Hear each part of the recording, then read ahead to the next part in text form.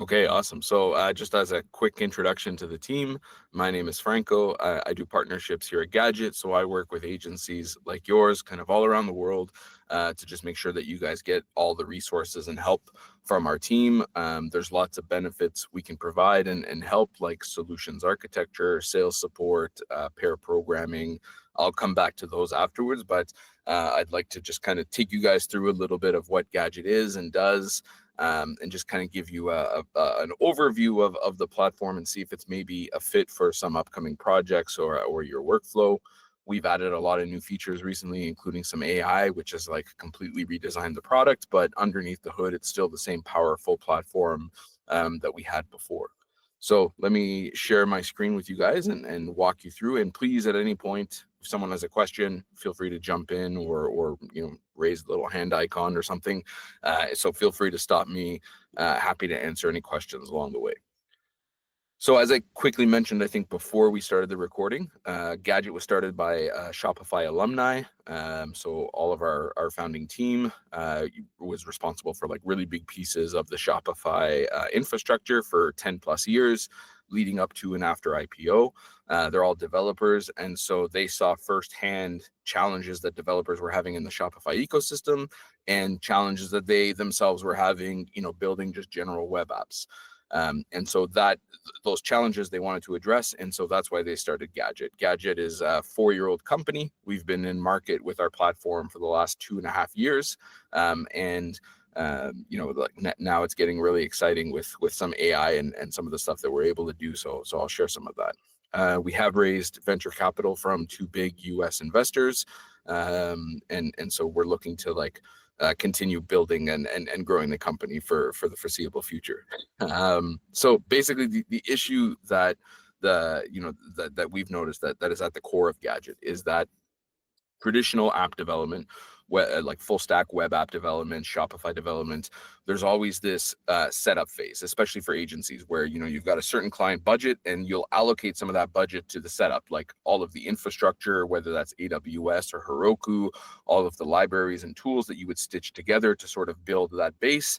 And then you sort of get into the boilerplate and busy work, all the repetitive things like auth, integrations, et cetera, the things that you do every project over and over again. And it chews up time and money, leaving very little for, the actual client work and the client features. And that's if you don't have like scope creep or unexpected bugs or issues, or even the infrastructure that, you need to do, security, scalability, costs, DevOps.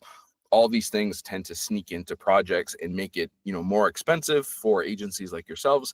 And so at the end of the day, you end up realizing that great, you delivered a project, but it costed a lot more in terms of developer hours or support issues or unknowns that just kind of creep in. And so Gadget aims to kind of remove a lot of that. Our goal is to give you this foundation on which you can just start building. So we take care of all of the infrastructure, all of the scalability, all of the DevOps, built-in integrations to both Shopify and BigCommerce. I'll just mention them now, but we'll focus on Shopify. Our goal is that wherever there is a public API where people are trying to build custom solutions, you could use Gadget. So BigCommerce is our first integration inside e-commerce, but we're planning many more in the future. Talking to Salesforce, looking at HubSpot and CRMs. So there's many more opportunities to expand what Gadget does. So just keep that in mind as we go. And the main idea is to, again, give developers a solid foundation to build on so they don't have to spend all of their time in the setup. They can just jump right into writing unique code. So what is Gadget? We refer to it as a full stack, single stack. And so our front end is powered by a technology called Vite. So out of the box, we support Remix and Shopify's Remix and just React. You can extend that into other front end libraries and tool sets pretty easily. The back end is Node, so JavaScript and TypeScript, and the database is Postgres. So we manage that whole stack. There's an API that's generated at each layer, so every piece of the stack talks to each other, and we take care of all that. And so again, the idea is that like you get this full stack ready to go for you. You can just add your custom code. You don't have to spend time setting up that infrastructure, hosting environments. You don't have to worry about databases and migrations. You don't have to worry about building APIs. Everything is done for you, and we take care of it and scale it for you. It's like having a DevOps team in your pocket. So an all-in-one platform. And what that does is it means that you can basically take on more projects or ship more projects faster. And so you can increase your profit, and you can do different margins for those projects for your clients. So as an agency, you guys can make more money. For example, there's an agency out of Amsterdam called Radical. And so they know that like traditionally a certain project might take 8 weeks. With Gadget, they can easily do it in 4, but they know that they can actually deliver it in 2 weeks if they really wanted to. And so they actually charge clients more to ship it in 2 weeks instead of 4 weeks. And they're just faster with Gadget. There's a bunch of other benefits that we bring to agencies, and I'll mention along the way. So that's just one example. But what can you build with Gadget? What are some of the main case studies? What are some of the main use cases, I should say? 3 things. One is custom apps. So these are built specifically for one merchant on Shopify or BigCommerce. Or with Gadget, you can actually build the app once and install it on as many stores as you want. I'll show you how to do that in the demo as we dive into the platform. But you can build these custom apps for any business use case. The second thing is integrations and middleware. So Gadget is mostly used for this, especially for big Shopify Plus stores and brands. If they need to connect to ERPs, PIMs, sync different data and transform it, Gadget is really, really good at that. And then finally, the last thing is public apps. We actually power about 350 apps on the Shopify App Store. We've got a page. Just scroll down to it, built with Gadget. So this just kind of shows some examples of teams all around the world, whether they're small app studios, entrepreneurs, there's even agencies that put out their public apps just for distribution and like, it's something that's part of their process where they'll install it on each client store and that kind of stuff. So these are just some examples of apps that have been built and powered by Gadget that are live on the Shopify App Store. And then just some logos of brands and agencies, again, kind of all around the world. Shopify Plus agencies, Shopify Plus merchants, using Gadget to power their stores. And so again, the main benefit is like having a DevOps team in your pocket. You don't have to worry about the infrastructure of scaling it for Black Friday, Cyber Monday, or flash sales. You and your merchants can rest, easy, knowing that it's our DevOps teams that's monitoring everything 24/7 and processing all of that for you. So that's a quick overview of the platform. Are there any questions so far? No? Okay. So I'll get to the exciting part then. I'll take you guys through Gadget, the product as it is, and we can kind of build something quick together and give you a quick overview of where things are at. Again, if you've got questions, let me know, and happy to jump in. So this is the main dashboard. I'll come back and cover this in a second, but let's go ahead and start by creating an app. And this is a new interface that we've added here where you get to basically pick a template to start with. Web app is our generic full stack web app template. You can basically do anything you want with this. It's just Google SSO email password for the front end. The back end is still Node or TypeScript, and the database is always Postgres, but you can extend that however you want. We take the web app and we add to it the e-commerce integration to get these. So again, OAuth and everything is already handled for you when you select one of these integration types, but it's just a web app template with a platform specific integration. There's many more that we're going to add soon, like I mentioned, but right now we'll focus on Shopify. So all you have to do to kick things off is describe the kind of app that you want to build. So today we'll just build like a quick product quiz app. I'll need a UI for the merchant to manage quizzes, and we'll want to pull products from the product catalog to respond to the quizzes, to recommend products. And so again, you would pick your app type to start. So we'll pick custom and not public. I'll hit continue. I'll just give my app a name, something I haven't used, great.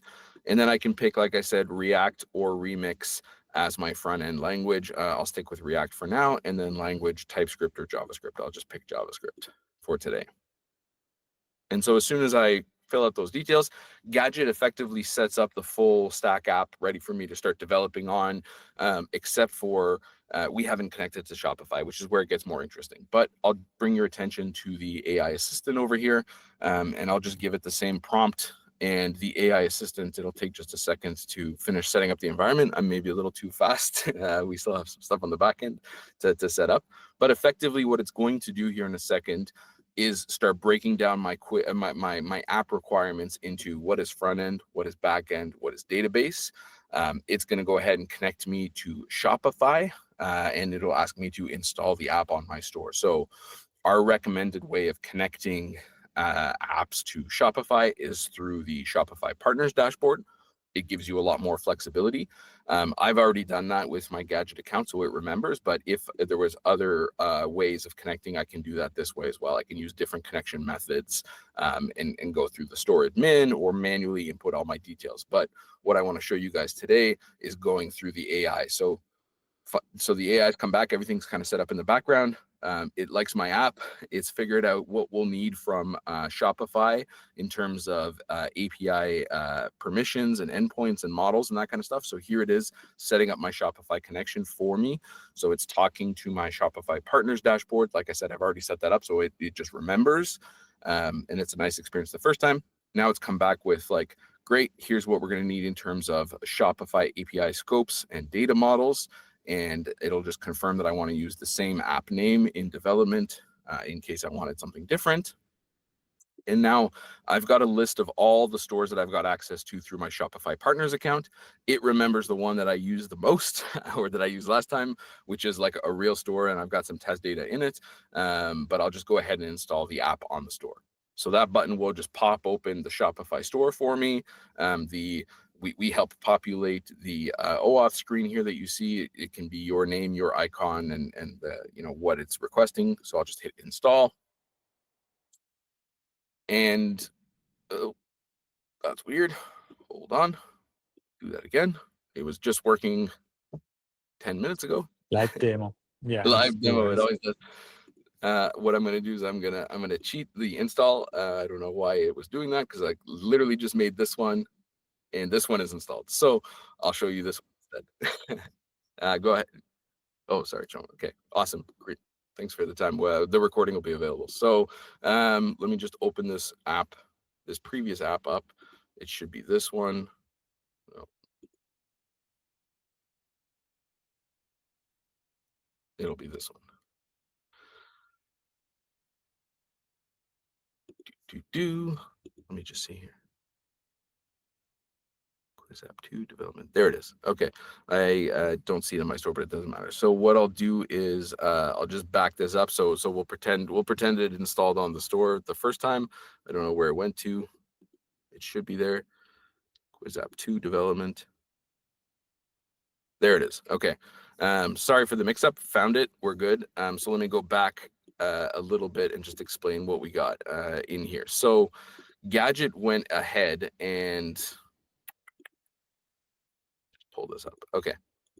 So Gadget went ahead and connected to the Shopify store. Once it installed the app, I got this embedded application. So this is a full, like a React app with Shopify's Polaris already installed inside the Shopify store. And we even have our little AI widget here so that you can shape the merchant UI in real time. But I'll just close this for now so it gets out of the way. And I'll switch back to Gadget and just kind of walk you guys through what we've got here. So this is our web IDE. By default, we give you your full stack Shopify app in two environments. Well, we create a cloud environment called development and a cloud environment called production. It's GCP under the hood. It's the same infrastructure. We do slow down development a little bit, but because it's the same infrastructure, you can do one-click deploy. I could force deploy this development environment to production right now. Gadget will take care of minifying and migrations and all that stuff for me, and my app is ready to go. But the reason that we create multiple cloud, or that you as an agency can create as many cloud development environments as you want and call them whatever you want. We recommend each developer has their own. That way it's their own little sandbox. If you're working in the same cloud development environment, it's like a Google Doc. You would overwrite each other's changes. So Gadget's like any other code editor. We've got two main areas. Web is for front end and API is for back end and database. If I switch back to my Shopify store where we've got our embedded app ready to go, it says I can actually edit this page in web routes index. So if I go look for web routes index, this piece of React code is what's powering that embedded application. And I can go ahead and make changes to this, make some changes, and I will see those reflected in real time inside my Shopify store. So we've got something called hot module reloading. And so we make it feel like local development, but again, I'm like live on the internet inside of a real Shopify store, and the changes are being made. These tables, I mean, we use Polaris for the design language, but we've got a front-end library called Auto Components where we can quickly build all kinds of UI elements for you with like advanced features like search and filtering all built right in. And so what this is doing is just showing an example of the back end talking to the front end. So it's populating a list of all the stores where this app is installed. Right now, it's only installed in my store, and it's returning a couple of other details about the store, for example. And so it's just showing you that it's talking to the back end, fetching data from Shopify, where again, all the app is installed, and we're returning it here to the front end. Gadget also has this little built-in preview button. So again, you can see that app and your changes inside your web editor if you don't want to open up the Shopify store. So again, it's got the same changes. So again, I can write some code here and go see what the preview is here. And it just takes a second to load. I like the in-store experience better. It's a little faster, but that's just a side note. So I won't talk too much more about the front end. We can come back to that later. Let me spend some time on the back end. So we gave Gadget our prompt about our quiz app. I'll just back up, right? So quiz app, it broke it down into pieces. It went out and got models and scopes for me. So it decided that we needed these models and scopes from Shopify. And so here they are. We've made replica models of that Shopify endpoint here in Gadget. We do that for two reasons. One is once all your data is in Gadget and we go as fast as we can with Shopify's rate limits to get data into Gadget. Once the data is there, there's no rate limits with Gadget. You can actually query your own Gadget app. It makes this front end faster, and there's no calls to Shopify. So you're effectively like self-contained. The second reason we recommend importing the data to Gadget is Gadget automatically looks for missed webhooks every 24 hours. So we keep your Gadget app in sync with Shopify. Traditionally, if there was a dropped webhook, like let's say an order webhook or something, you would have to go write a script, fix the app, get it back in sync with Shopify. Gadget does that for you automatically. So let's take a look at the Shopify product models and endpoints that we pulled in. And just by the way, like I can ask the AI if all of a sudden I was like, hey, you know what? I actually need the full catalog, not just products, or I need orders or something like that. I can ask the AI to like add another connection and it'll go ahead and do it, or I can do it manually under settings, plugins, Shopify, and I can edit this connection. Let me just close this.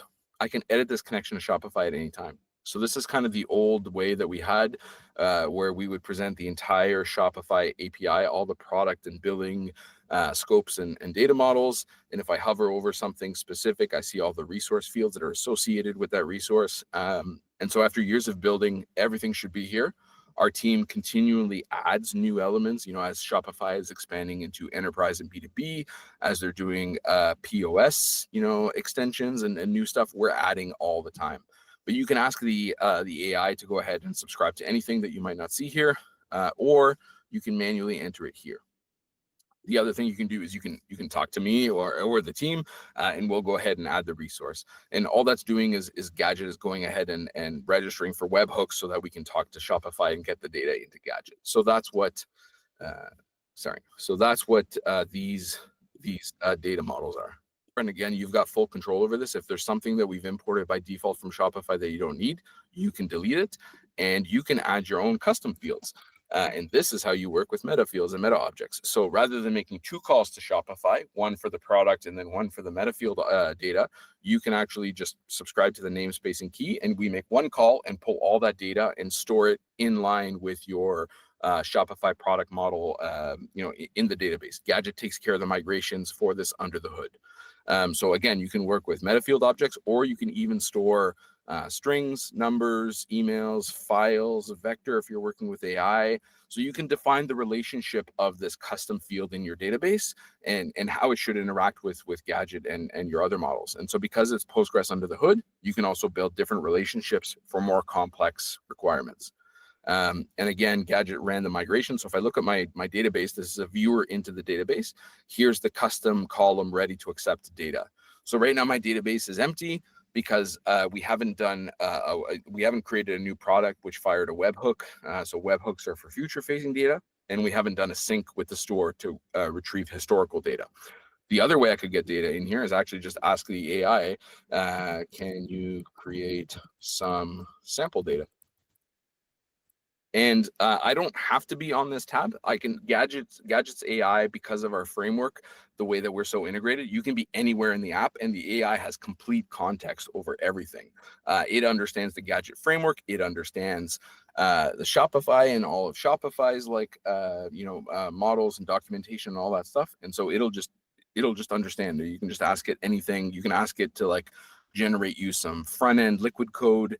Again, you can, so it'll just do everything for you. So it says it did it.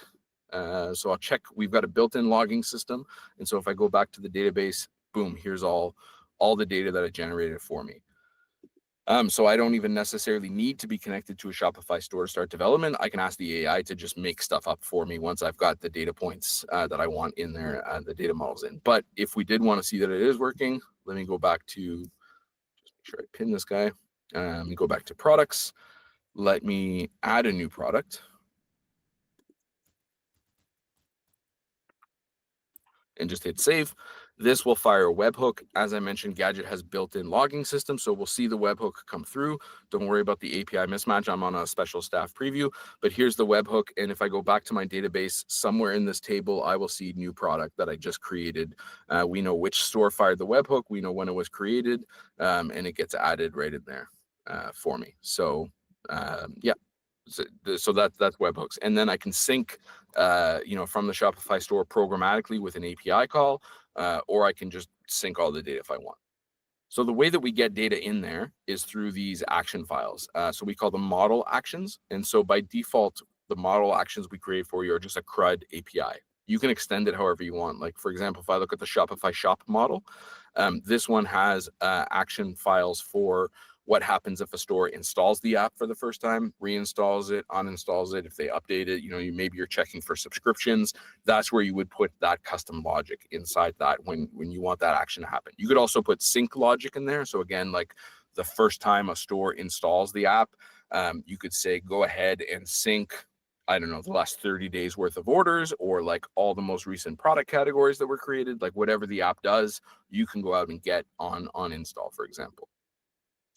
So the way that we get data in and the Gadget framework is basically we've got this CRUD API. So basically what we're doing is this file runs whenever one of these trigger conditions is met. So a Shopify webhook, it's just because I'm zoomed in now, I just realized, okay, sweet. I like this view better where it's kind of sit on the side. But so this code executes whenever one of these Gadget trigger conditions is met. In this case, because it's a Shopify data model, the triggers are related to Shopify. So again, a webhook or a sync. And so we saw that when I created a new product, or even if I updated a new product, because Gadget manages race conditions for you, because sometimes Shopify sends both. So we figure it out for you. But effectively, whenever you get a webhook or whenever there's a sync from Shopify, this code runs. And what this code does is there's two functions. There's a run function for database and transactional level work, and there's an on success function for any custom business logic. So we separate the two so you don't slow down your database level work. And so all this is doing, this code file is basically saying, if there's a product created or updated, save it to the database, and then nothing is happening. And so that's why we see the database being populated through the webhook. So that's a Shopify, data model. If I was working on a blog post or I wanted to add my own custom model, I could just call it like post, for example. And again, I'm setting the schema, like I would do like a title, and that's a string, and like a description, for the body, for example. And so now that I've set what this model should accept in terms of data, the database is empty. I can go to the create action, and I can actually run, here we've generated an API endpoint for you that's available in JavaScript, React, or GraphQL. And I can actually just run the action in the JavaScript playground, the API playground that we've got built in. I can just say my post, and I'll just set this to title. And if I run the function, and I go to the database, here's my post. So I can see that the API endpoint that we've created works and my model works. It's accepting data to the database. So that's just an example of like the hot loop inside Gadget. So that's a custom model. That's a Shopify model. If, for example, I wanted to send like a nightly recap of orders or anything like that, I would go to the global actions folder and write like nightly email.js. And again, here I've got a code file that's triggered by an API endpoint, the same that we saw with our custom model, except for here, I can go ahead and add other triggers to it, not just an API endpoint, because this is a global action. It talks above the model actions. So here there's more flexibility, and I can add as many of these triggers as I want. So whenever any of these conditions is met, this code executes.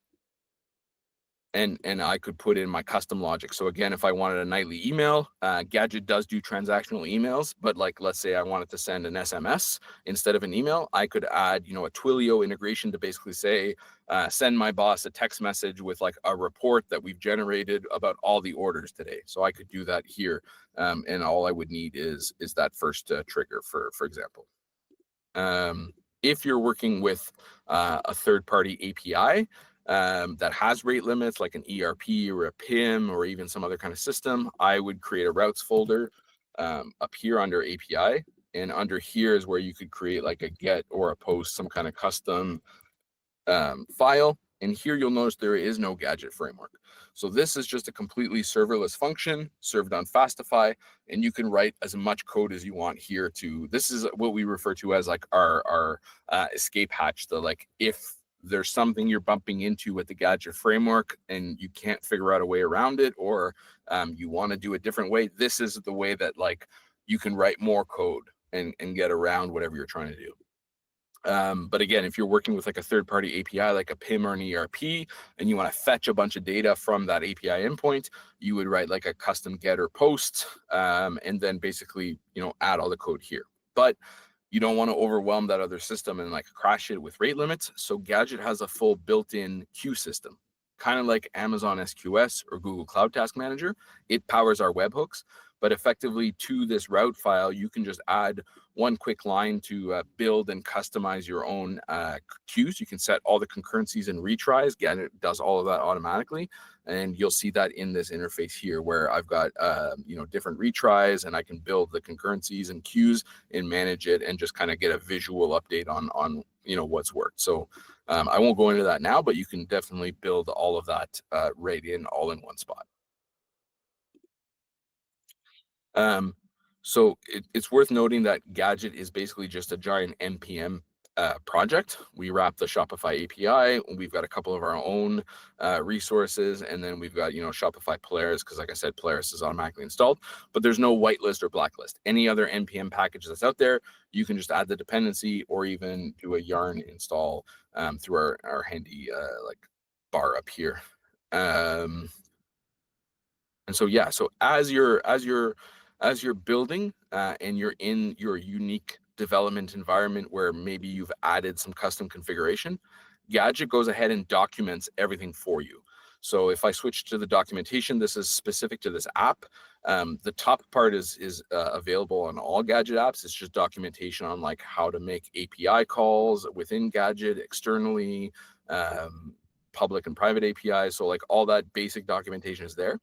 Then you've got what makes this app unique. So you see that we've added the post, so and the specific Shopify models. So Gadget goes ahead and generates documentation that's available in TypeScript and GraphQL and JavaScript that shows you how to invoke or use the different things. So in terms of pagination or any of the common stuff, and again, global actions. If I scroll through, we'll see that we created a nightly email. Should be in here. I don't see why, but yeah, like write to Shopify is in here. And so again, it'll show you how to invoke this call for you. So we take care of all that. So I mean, that does two things. One is, as an agency, you don't have to spend time writing that documentation if you're going to be transferring an app to a client. And the second thing is that like as a team, if you guys are all using Gadget as a foundation, you don't have to think about like, oh, how does this app run on Heroku? How's it different than running an app on AWS? You're like, we know it runs on Gadget. let's jump into the unique environment and let's see exactly what makes this app unique. So if somebody's on vacation or you got to debug something, everybody can get up to speed very, very quickly. I'll just quickly leave this app. I'll showcase another feature that's pretty useful for agencies. Shopify updates their API every 3 months and they deprecate it every 12 months. And so because our team actually sits down and we incorporate the Shopify API into our platform, that's how we create the replica models. We know exactly how these changes are going to affect your app. And so we're able to produce this visual diff of everything that's changed inside of your app. And we'll go ahead and make as many of these changes as we can. So you can just actually one-click upgrade into development, test to make sure the app is still working, and then basically roll that into development. So again, with one app, maybe it's not a ton of time saving, but once you've got a whole bunch of client apps on Shopify, you can basically pick any API version, quickly upgrade that app, and keep going. So that's super valuable. Again, once you've got a bunch of apps. I did forget to show off the fact that, so this is a custom app that we've created, right? It's installed on one store. I mentioned we can install this app on as many stores as we want. So I can actually go to settings, back to my Shopify connection. And here, instead of doing the API connection for the endpoints or the upgrade, this app obviously doesn't need to upgrade because we're on the latest version. But down here, I can see where this app is installed. I've got a list of installs. So again, there's my install page. But I can also, can I just go back? Sweet. But I can also add more credentials to connect this to more Shopify stores if I have access to them. Otherwise, I would need to submit this app to Shopify and do what's called a public unlisted app. And then in that case, you would get like a Shopify app store listing with a URL and like the easy install button. But people can't search that and find that app because it's public unlisted. You would have to send them the Shopify app store URL to install on their store. But it just depends how you're working with clients. Thanks, Franco. It's been amazing presentation. It's super exciting to see Gadget evolving over the years, and the platform looks very, very good. Yeah, we're very excited about the AI stuff, and like I said, we're open to all kinds of new ideas and working together. So if there's anything that you guys need help with, like we're here, we're a real company. It's not Google or something. You can talk to us, and we're happy to help. And like I said, that's what I'm here to do the most, right? So. Yeah, I can confirm that during some experiment in the past, I asked for help. I think in the Discord channel or there, and I got some help. That's awesome. Yeah, no, we try to be super responsive and try to help people just build awesome stuff, especially on Shopify. But yeah, that's us. So I appreciate the time. Thank you so much, everybody. I'll send through the email and we can go from there. Thank you. Thank you. Bye. Thank you very much. Take care. Bye. Thank you. Bye-bye.